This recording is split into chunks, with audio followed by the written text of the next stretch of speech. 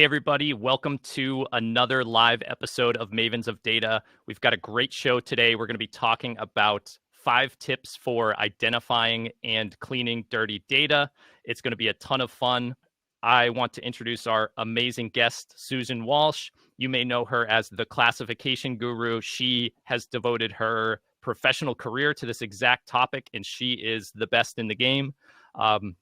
Susan, I'd love for you to just say hello to the audience, tell them a little bit about yourself. Yeah, hi everyone. So Susan Walsh, the classification guru, fixer of dirty data. This is my data den behind me. I'm based just outside London in the UK, originally from Scotland, but we as a team at the Classification Guru work with companies globally across the world to help them get their data in order. I have 2 data cleaning courses online. One is with Pluralsight, one is with O'Reilly. And I also have a book called Between the Spreadsheets, Classifying and Fixing Dirty Data. And you can see me speaking at various events, doing content creation, doing lots of crazy stuff. So yeah, I'm not the newbie anymore, which is a bit weird. Well, you're awesome, and we always appreciate seeing your content. So excited to have you here today, Susan. Here are some of the topics that we're going to be getting into today. This is going to be kind of more of a free-flowing conversation, so we won't necessarily hit these linearly, but we will cover these and a lot more. And with that, let's kind of get into the meat of it. Susan, I'd love to start the conversation. You have, like I said, devoted your professional career right now to dirty data. Yeah. Why dirty data? Why is this such a big problem? And like, why are you so excited about solving it? It's all kind of one big accident, really. I had a business about, must have been 12, 13 years ago, I would have opened it. It was a clothes shop here in Guildford, and nobody came in, nobody bought anything. And I was so broke, I couldn't even afford to go bankrupt, and I needed a job super quick. And so I found an ad online for a spend analytics company to go and classify spend data for procurement teams. And that is literally how it started. And that was supposed to be a stopgap. And 5 years later, I headed a team up of 14 people, was managing projects, doing lots of different things. And when the time came to leave, because I hadn't come from a procurement background, I hadn't come from a data background, I had this mishmash of skills, and I'd also been in corporate before that. The only real option for me to continue doing what I loved was to set my own business up. And so I can't believe I'm saying this, but 7 years ago, I set up the Classification Guru, literally almost to the year. And then while I was at the spend analytics company, I could really see that companies were paying loads of money for the sexy dashboards, but really the problems behind it, and 90% of the time was spent on cleaning and classifying the data. And so I thought there must be people out there that just want that service, because remember, 7 years ago, everything like dashboards was all outsourced. People weren't doing that in-house. It's only in later years that happened. So it's kind of a bit ahead of the curve there.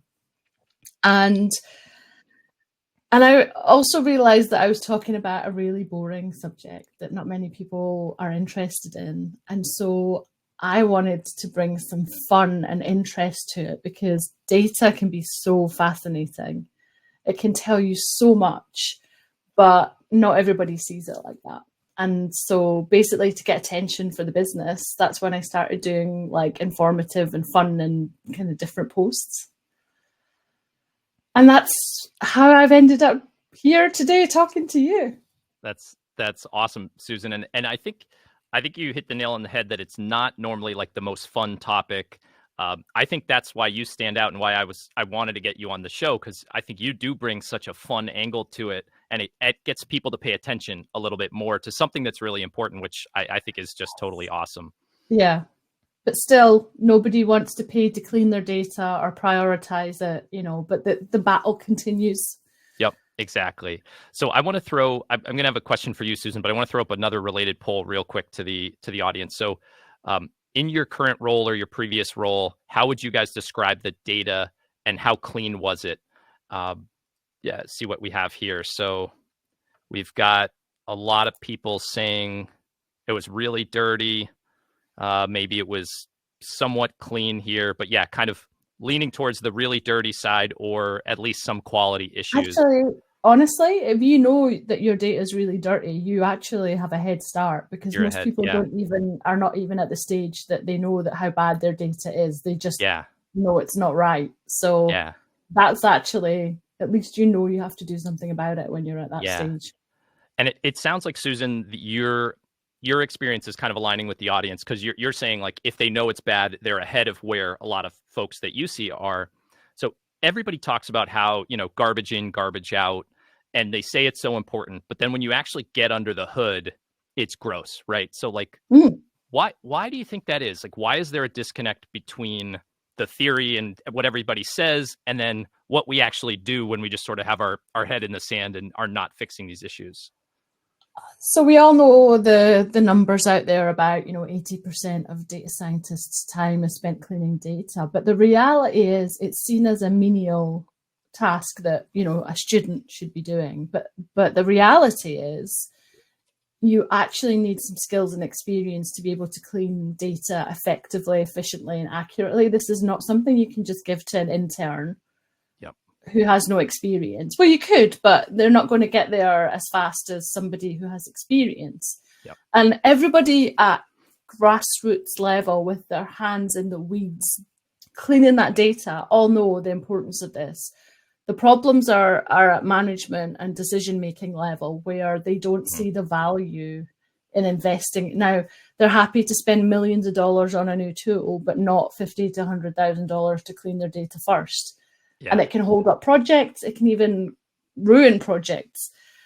It's just unbelievable, and I've tried analogies like, data's like a classic car. It's only valuable if you look after it, but getting to the right people is challenging. And that's why I do a lot of speaking and podcasts, because I might not be able to fix the problems now, but if I'm speaking to the future decision makers, then I can have more of an influence at that level. Yep. Yeah. Yeah. It seems like it's universal, and it seems like such a hard and complicated problem. And even once you do solve it, check back in 18 months and it's going to be not a one and brutal, done, right? Yeah. You really, really need to maintain your data. That's the secret sauce. Yeah. When you go into companies, what are some of like the most prevalent problems with data that you typically find? Like, what comes up the most frequently? First thing is actually getting the data from the client. They can't even get it out their system. That's the first challenge, because we accept anything in an Excel format, and then we might merge multiple files together, or we use a data modeling tool. So we pull it all into our own tool that we use called Omniscope, which is an off-the-shelf solution. That's the first part. Second is they don't really know what's wrong, or what they know they need to clean it, but they don't really have an end goal or an objective apart from to clean the data. So it's about finding out, what are you using the data for? Which bits of it are you going to be looking at? Because there's no point in cleaning the whole data set if you're only looking at 10 columns. Yep. Like, let's have a think about what you really need this for. Let's not just clean it for now, but clean it for what you might need in the future as well. Let's have a think about that. And that's the kind of things that I see on a regular basis. But mostly it's like we have a problem and we have no idea how to fix it. Yeah. Yeah. So they're super high level. They're not even tactical at like, hey, we've got duplicates and misspellings. They just like, they don't even know where to start typically. Yeah. And actually, just even in the last couple of weeks, I've spoken to a company where they have the technical skills to do what needs to be done, but they don't have the practical, experience. So we get to work across different companies, different data sets, different industries, different languages. We've solved so many different types of problems that we can come to it with a view that probably most people wouldn't see from internally within their organization. So it's kind of like a great combination of their technical skills and my experience to kind of get them to where they want to be. So, you know, for the first time, it might be that we're not actually doing the hands-on work, which is very hard for me not to do, but to guide somebody who has the capabilities to do it themselves. Yeah, that's awesome. And I know we're not at the live Q&A part, but there's a great question here that I think really fits into what you're talking about. So I want to put it on here. This is from Brandon, and I'll read it out because in the replay, Livestorm hides these. So Brandon asks, how can a data professional sell the importance of data cleaning to upper management? Such a good question, and totally in line with, you know, you, Susan, where you're saying the analyst knows this data is no good and we got to fix it, but they can't get the investment buy-in, and the leader doesn't know that it's a problem or doesn't know how to fix it. So how do you approach that one? And if I had the answer to that, I would be a millionaire. The reality is it's different in each organization. You have to speak to the decision maker in their language on their terms. So it might not be around time savings and cost savings, but if you start talking to them how it's going to drive the bottom line, drive increased profitability, that's when they might start to pay attention. The other thing that I like to do is we will never overwrite existing data. We'll always put our new cleaned data in a column next to the original data. So you can show the before and after, because most people will look at a spreadsheet and not know if it's clean or dirty. Whereas if you have it side by side, that's a good way of comparing. Even then, they might still not understand the importance of that. You can also try and track your time and say, look, we're spending X amount of hours or days a week fixing problems. If we had clean data, we wouldn't need to do this. So that's the kind of things, but find out what what are your company pillars or objectives or targets for the year? How can you fit that into helping achieve that? And that might be at least a way to pique their interest, or, what are you preventing from happening by having clean data? Are you preventing a GDPR breach or a privacy breach? Mm-hmm. Are you preventing fraud? Are you preventing a different kind of security breach, or, wasted hours on things because this department and this department are both doing the same thing independently? All those kinds of things.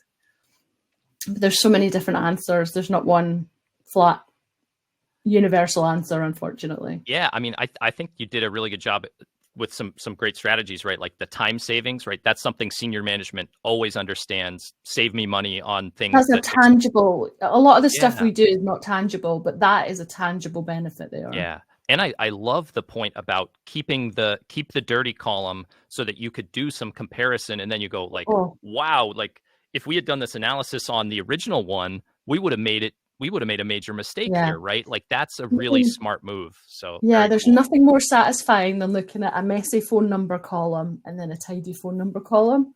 That brings me inner peace. That's awesome. I love it. It's not everyone gets as excited about this, but it's so important. It really is so important. I think definitely you have to have a bit of an OCD mindset, I think, to do this kind of job. It's not everybody can do it and not everybody enjoys it, but when you find people who do enjoy it, it's so satisfying. Yeah, it's awesome. It's awesome. Susan, I want to ask you about like what a typical engagement with some of your clients look like. And for the audience, I'm not saying this to plug Susan's business. I think this is don't worry. I think this is really when you understand how she engages a company and like the process that she goes through for discovery and then how they actually fix the problems. I think that's going to be a really good concrete model for you all to understand if you were going into a new company or even in your current company, how you could identify problems and make an impact and clean it up. So yeah, Susan, if you could walk us through just what a typical engagement looks like, that would be amazing. Right. Well, the first thing is, unfortunately, there is no typical engagement. I would say every project is completely different. Even if it's in the same industry, they all have their different data challenges. One one example will be we work with procurement, so we'll take spend data globally, and it might come from different SAP systems or ERPs. We have to merge that together. We need to normalize the supplier names. So you might have Dell Computers, Dell Software, Dell Inc., Dell Limited. We'll normalize them all to Dell. Then we can start to classify the invoice line descriptions by keyboard, cables, monitors, laptops, and go through and do that. So that's the most of the type of work that we do. However, we also we've done a lot of work within the marketing space. Yep. And that can range from retail category managers who are buying data from Kantar, Nielsen, IRI, Boots in the UK, or Tesco supermarket. And they're trying to see how their product is selling across the market. But the Kantar data has it named as one thing. Nielsen has it as something else. The brands are even not standardized. So like L'Oreal could be spelled multiple different ways. So we took the data, we standardized the brand name, we standardized the product. So suddenly they had proper market visibility, which they had never had before, which is amazing, because what decisions or different decisions could you be making with that knowledge? You might think something's selling really well because in this data set it is, and then you might find that in all the other data sets it's not doing so well. So, there's so many like insights and trends that you just might not see. And then there's things like databases and CRM systems. We had one client going back 15 years where they had like an order number, and then for each order number there was like a line of the different events on that order, and they wanted that all to be in one. So rather than going down the way, they wanted it to be this way. So it's not just a simple pivot to get the data that way. You have to clean it and manipulate it and work with it and pull things together. And actually, when I actually have a second, I really want to do like a case study example on that, because the way the data changed was huge and was so impactful that they actually came back like a year or so later to get an update. So yeah, they didn't even know who their best customers were, or where they were based, or what they were buying, or what the most popular events were, and now they do. It's awesome. That's awesome. Yeah. Sorry, that's it. Blue. I could tell you a million more, but I'll stop there. No, it's great. I'd love to go a little deeper on that. Like, who are the typical stakeholders that you're working with? Is it people in a data group, or is it a finance group, procurement group, probably all over the place? And then do they actually kind of let you go in and actually manipulate their database and their CRM, or are you more providing instruction back to them and there's like a data engineer who is manipulating on their end? How does that usually work? The funniest thing is, and I can't believe that it's taken me so long to realize this, but my clients are everyone apart from data people, because data people think they can do it themselves.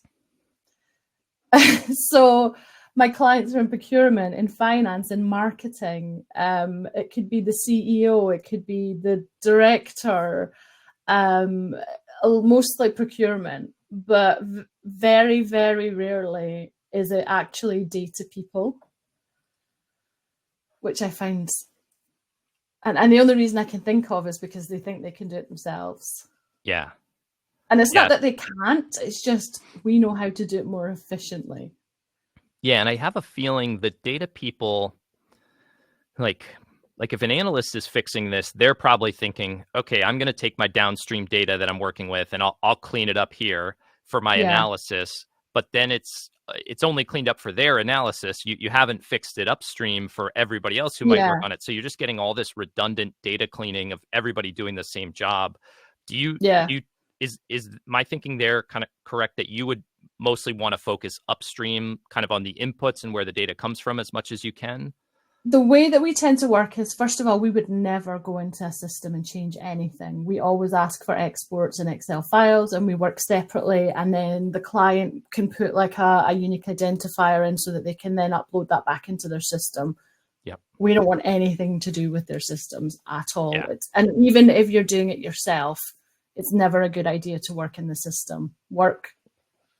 And there might be a bit of lag, with some data that hasn't been covered, but it's the safest way to do that. We tend to do a lot of one and done projects, so one-offs. And I honestly don't see what happens to the data. I don't know where it goes. I don't know. Sometimes it goes into a system. Sometimes it doesn't. Sometimes it just goes into a BI tool.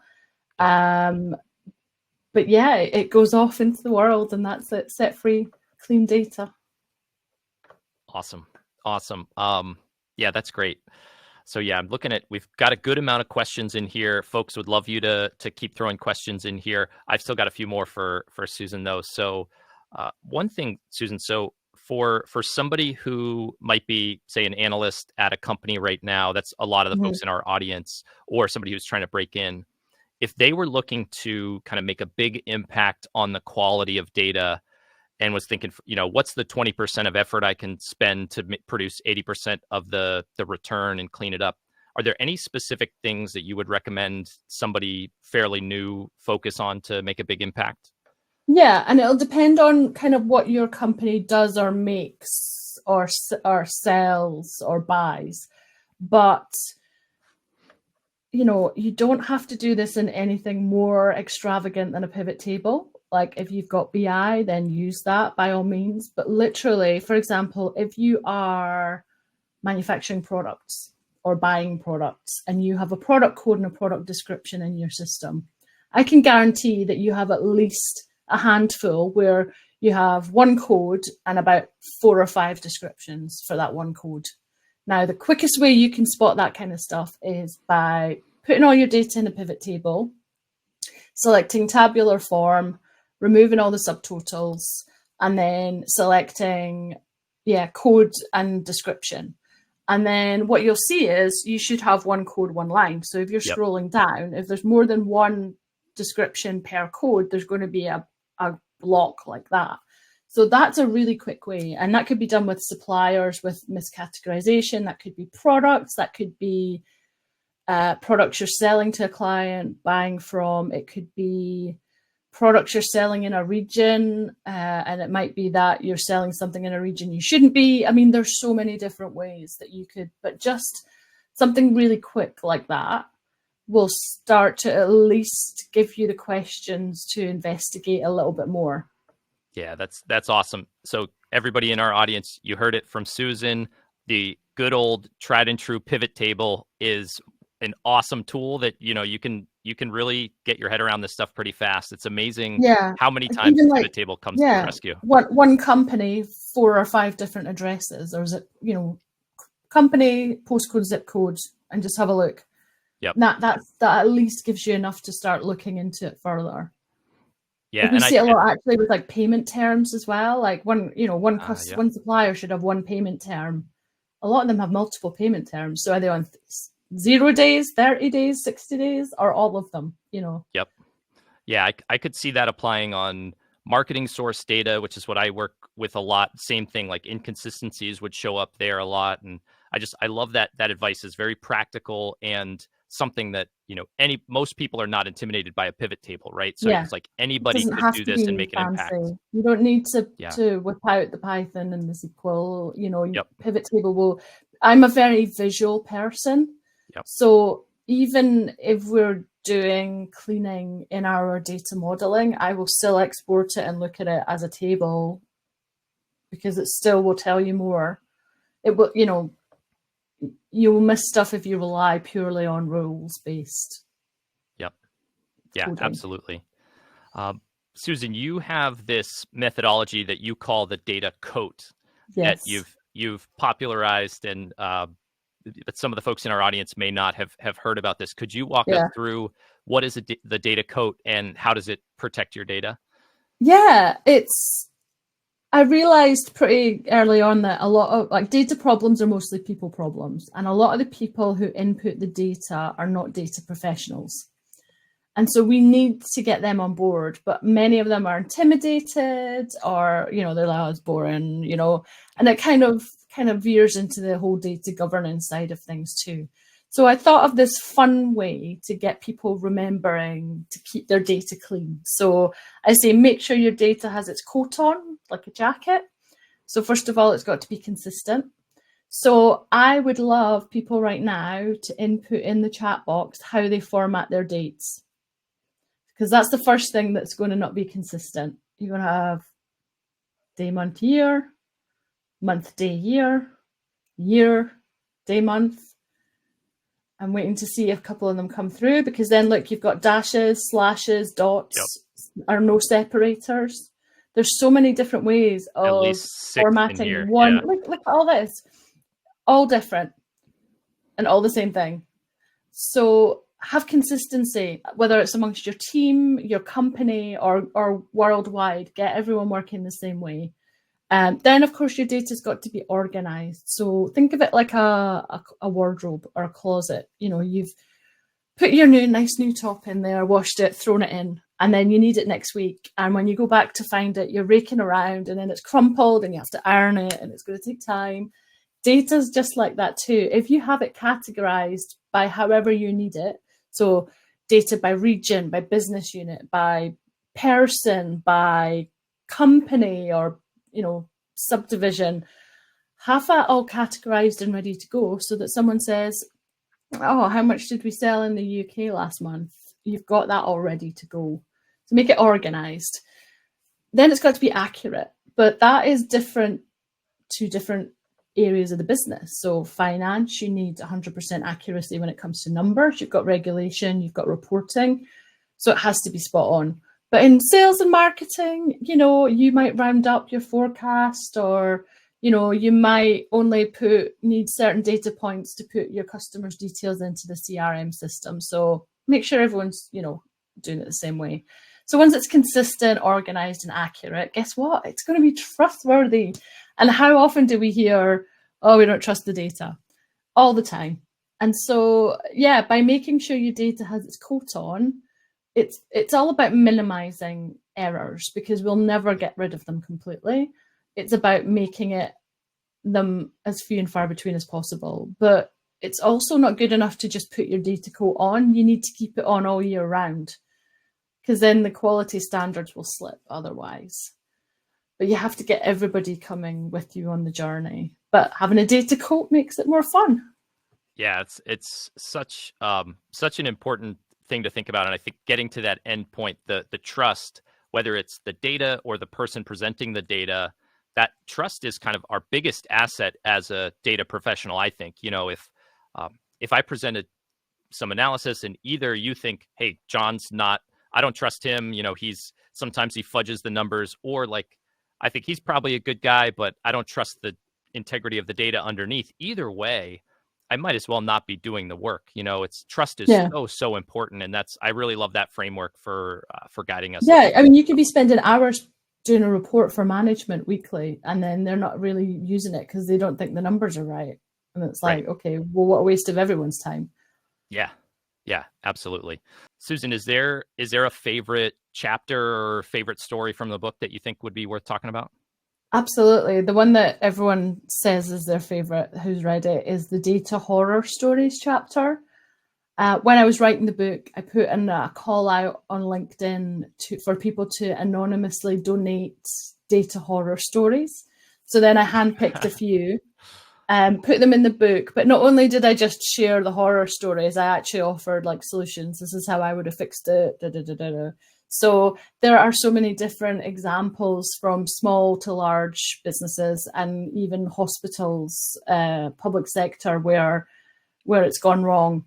It happens everywhere. And I think there's comfort in knowing you're not the only one.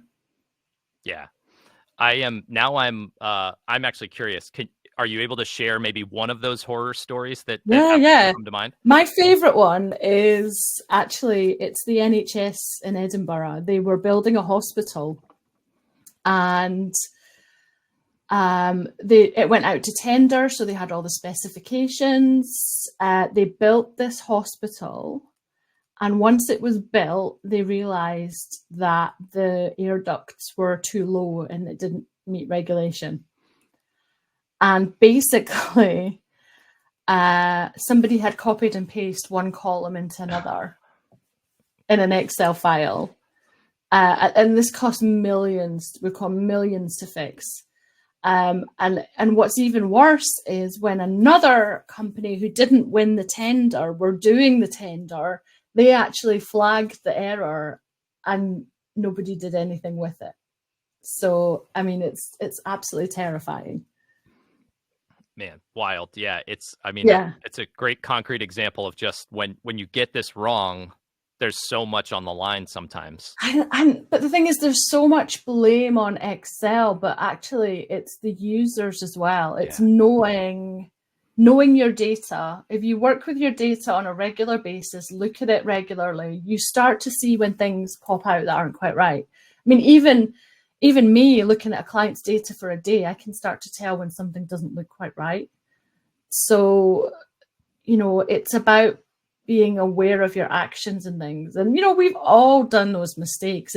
The problem is if you realize 5 or 10 minutes later down the line, once you've done loads of stuff. I mean, nowadays there's so many different versions that are saved that you can go back and retrieve. But back in the day, like, I lost whole parts of my dissertation at university when the floppy disk didn't work, transferring it from home to the library. So yeah, you just have to be aware. And, things like filters on Excel, if you're copy and pasting with a filter on, then, it's going to end badly. But that's also a really great reason, again, to have the original data and the data you're cleaning. Because suddenly when it goes wrong, you can see the columns don't match anymore and you've done something wrong. So it's a good guide as well, not just to show what you've done in terms of work, but to keep you right as well. Yeah, it's so interesting, like how you mentioned that people, they blame Excel, they blame the tool, but really it's coming down to a lack of critical thinking on the humans that are working on it and checking the work. And it makes me think, and I know we didn't discuss this before, but I'm curious what your take on AI being able to potentially help with cleaning data. Is that something you think, are there anybody doing it good right now? Or the thing is, regardless of what system or software or tool, it's garbage in, garbage out. But you have to know what good data looks like. Yeah. Like, if you just put it into AI and clean it and it comes out and you don't know what it's supposed to look like, then how do you know if it's clean or not? Is it right? Yeah, you need to know and be familiar with the data first. What I found is, if it's factual data, then AI, ChatGPT is very good at pulling back factual information. But where you ask it to make a decision on something, so like categorizing things, that's really messy and doesn't work so well. Yeah, it doesn't have the judgment. Yeah. Yeah, ask what is the parent company of LinkedIn, and it's Microsoft. So it will come back with that because that's factual information that's out in the public domain. But ask it, what should I classify LinkedIn as? Yeah. And you could get a whole range of answers. And because it could be training, it could be recruitment, it could be social media, it could be advertising. So depending on what your business is using it for, context is the part that it doesn't really understand yet. Yeah, and I'm just thinking of a very specific example for our business at Maven. We ask our customers when they sign up how they heard about us, and a lot of people say LinkedIn, and then some people say LinkedIn Learning because we have some courses on the LinkedIn Learning platform. Oh, nice. And it's interesting, like if you were to say have AI do a cleanup on that data, is that the same source or is it a different source? And I think contextually it depends. And in that marketing case, I would say it's different the way I want to use it. But the AI might say, well, LinkedIn and LinkedIn Learning are the same thing. Same thing. People are going for two very distinct things. LinkedIn is one thing, learning is something else.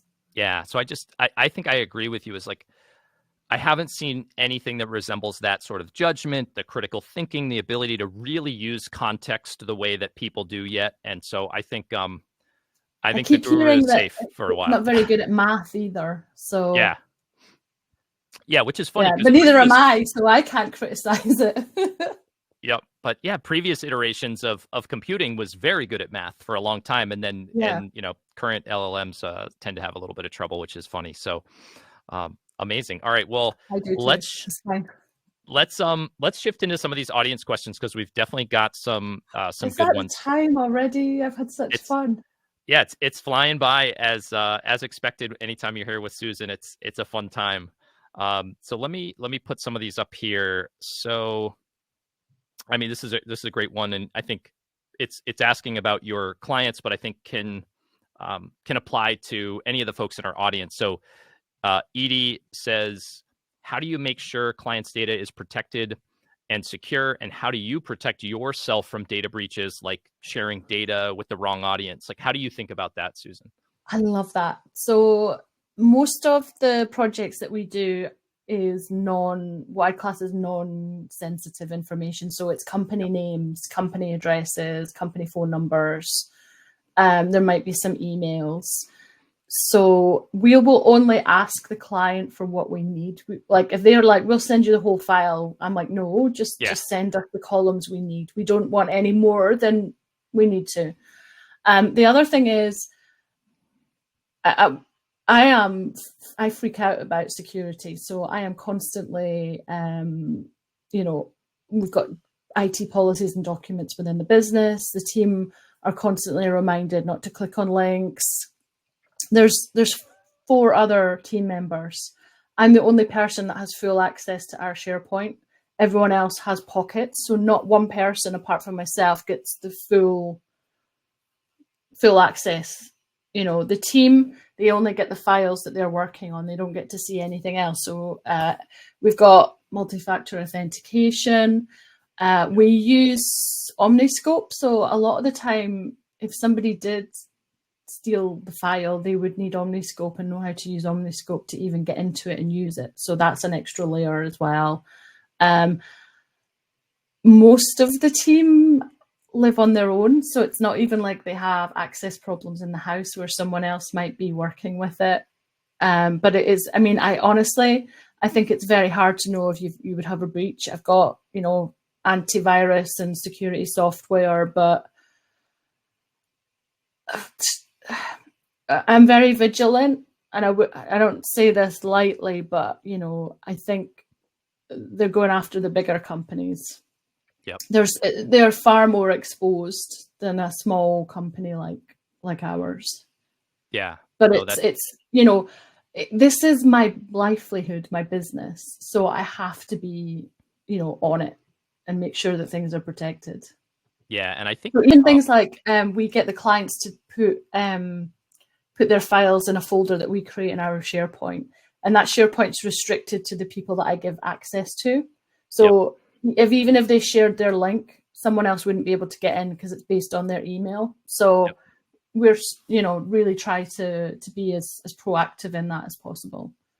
Yeah, I think it's really smart. It sounds like you take a lot of security precautions, and the one that I think a lot of folks are thinking about passwords and how you would use a SharePoint, that type of thing. But the one you started with, kind of the theory of what's the minimum required access level to get the job done, I think is so smart. And so like if I'm doing some marketing analysis for Maven, I probably don't need the user emails, or we don't have social security numbers or bank information or anything. But like if we did, I wouldn't need that for the marketing analysis. So like, don't let me have access to it because I don't need it. And I think the more sensitive the data, the more you really need to care about that minimum viable access principle. So and the other thing is, so each team member gets their own file, so they only ever have one small piece of a larger file at any time, and they only get the information they need. They don't get the whole file. So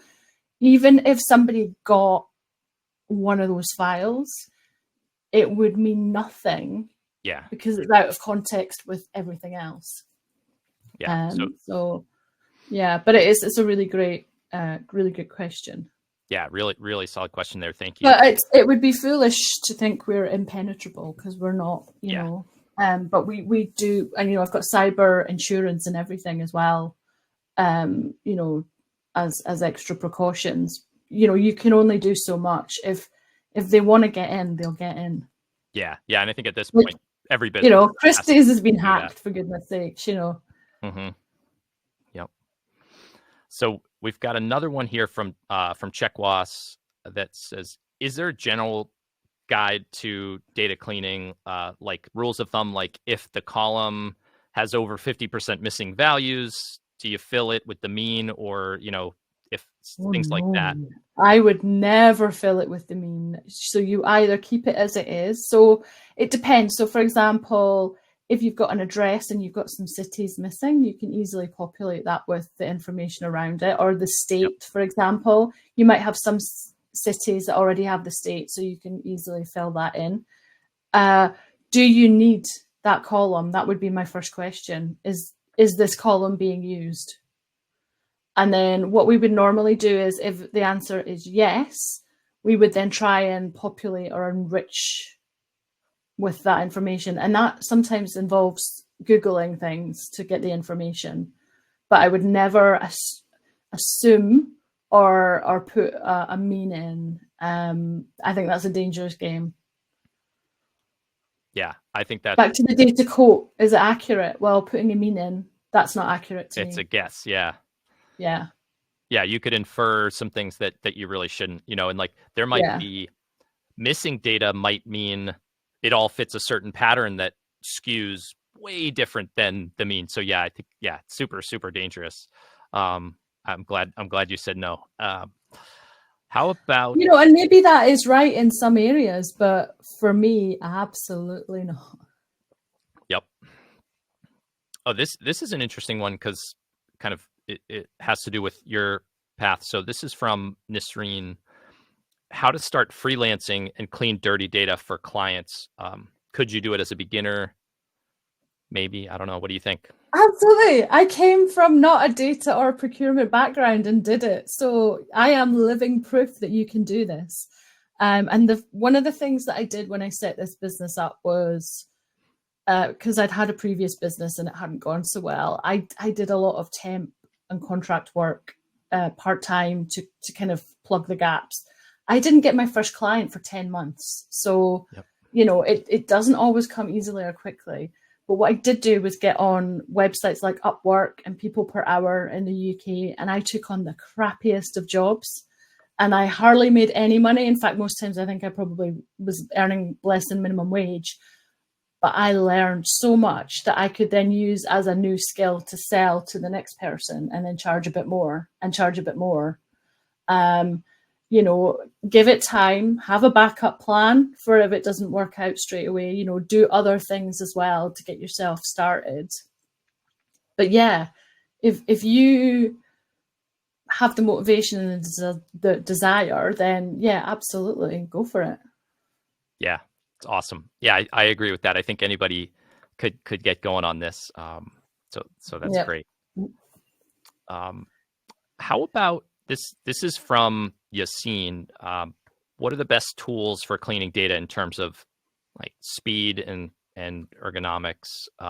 Would you say Power Query, Alteryx? Should you be using Excel? What do you think? Honestly, it's the right tool for the right job. You wouldn't use a hammer for all the different hardware tasks that you need. And so Alteryx is absolutely brilliant for a lot of things, but not everything. And also, what are you most comfortable with? Like I said, I'm a visual person, so I need tables and graphs, but some people like rules and, it's whatever you've got, make use of, learn whatever tool you have and make the best of that.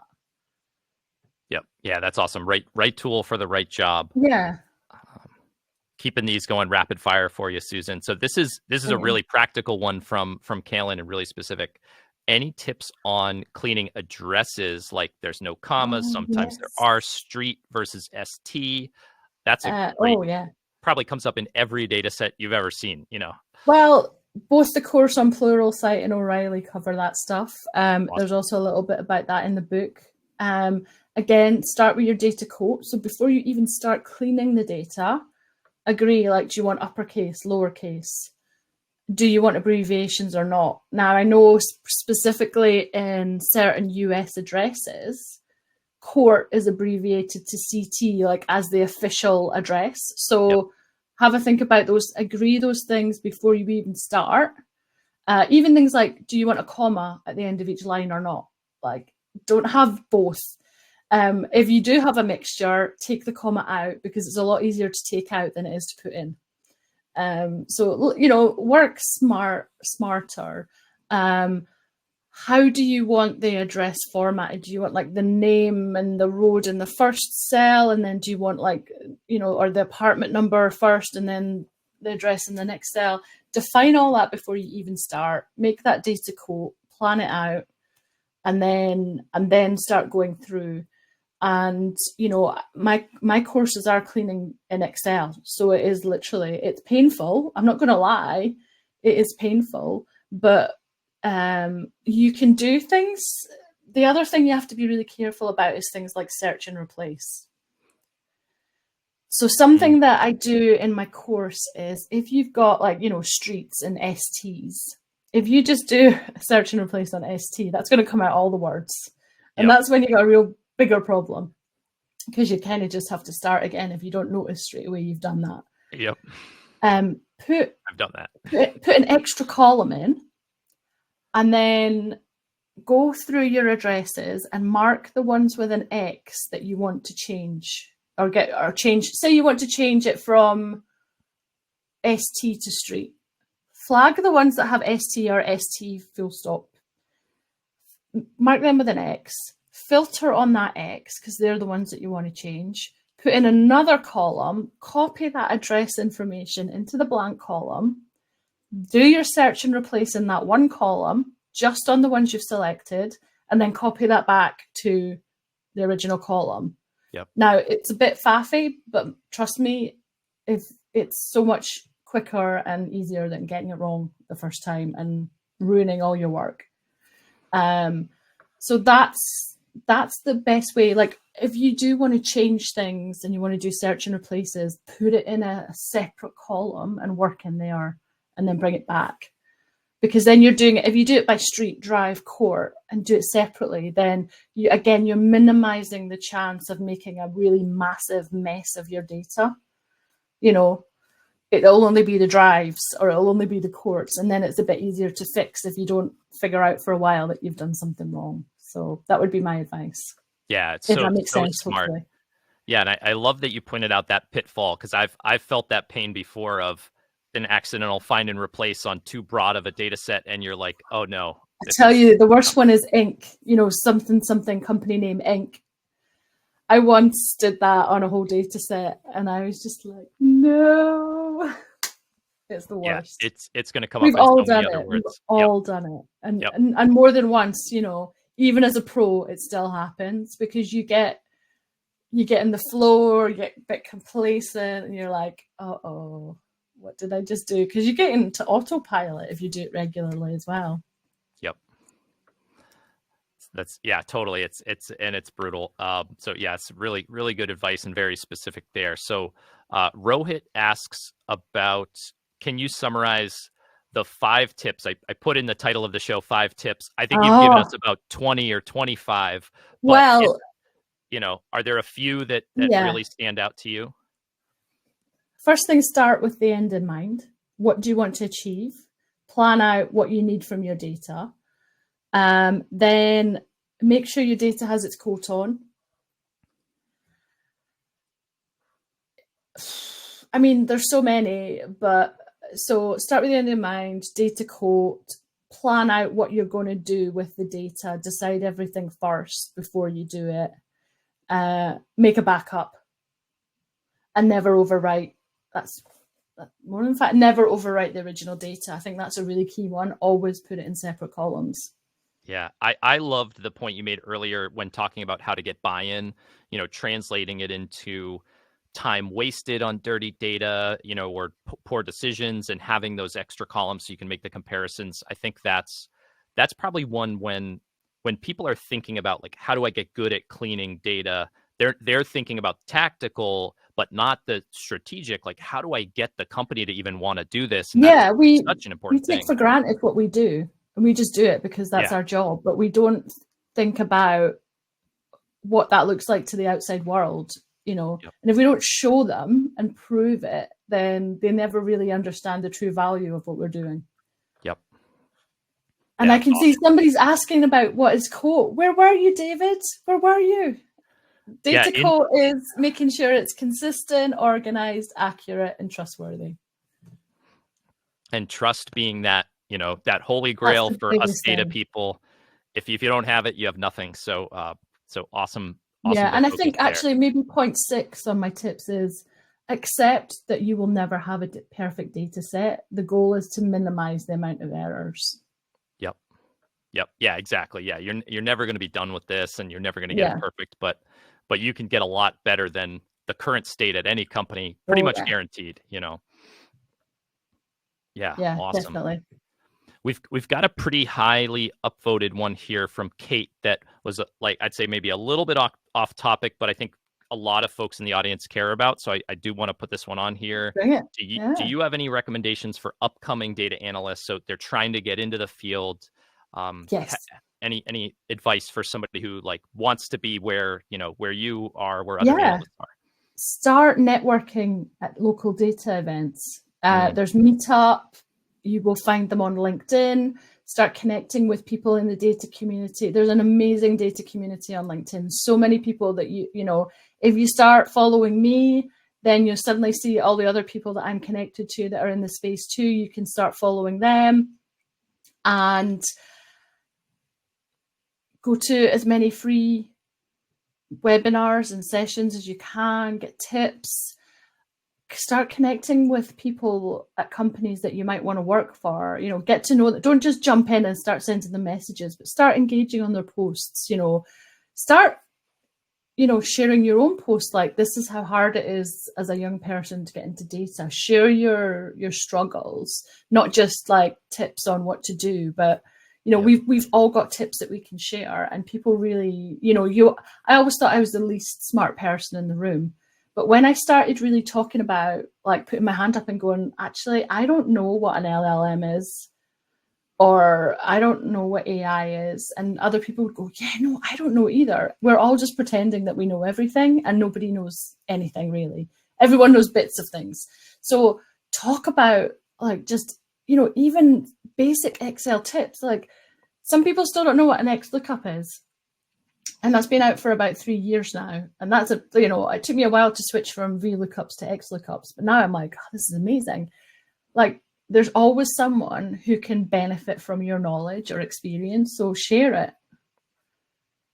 Yeah, that's awesome. I think the networking advice is really, really good, because, companies don't hire resumes, they hire people. And so many of the people that we've seen having success recently they're saying it's because I got active, whether locally, whether online, and they started showing off their work, and hey, I'm learning this. And then hey, a hiring manager says, hey, I really like your work, no jobs right now. But then, hey, 2 months later, that person comes in, and they're not even applying, they're just coming in for an interview. And it's whenever I've recruited, I always say to recruit on